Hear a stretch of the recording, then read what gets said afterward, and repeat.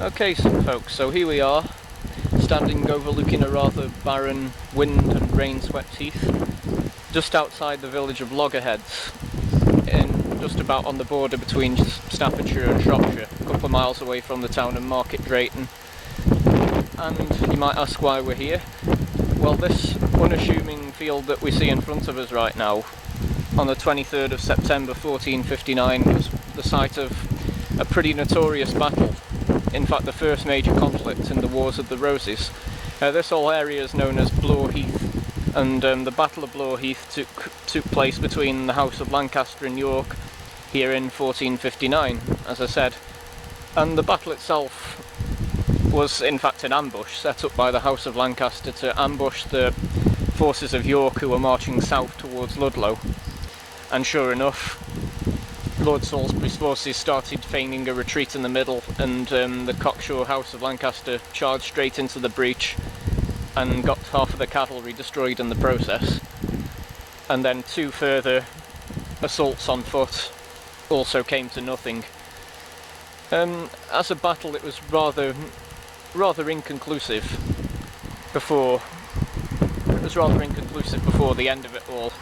But out of 15,000 men, there were some 3,000 casualties on both sides, and so it was actually a pretty bloody battle, and the stream that flows nearby here ran red for days of the blood of the soldiers from the battlefield.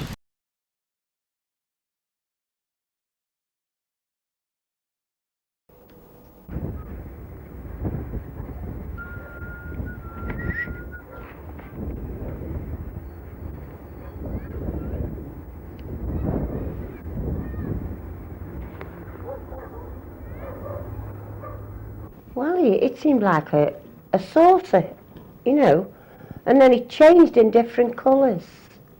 It changed like in a red, and then it come into like a greenish colour, and then a blue. It was then as the object started to glow bright red, as if somebody had lit a bonfire in the middle of the field, and it spanned off the field. We could see the outline of it clearly, couldn't we? Yes, definitely. Yeah. Like a dome. But we couldn't see no doors, no nothing. But there was no heat. It was just a red glow, like a sunset. We got there, we met by a gang of children and 1 or 2 adults who informed us that they'd seen this glow in the sky, travelling from east to west, or west to east, I can't remember exactly which, and that it had disappeared over the brow of the hill on the bank that we're facing.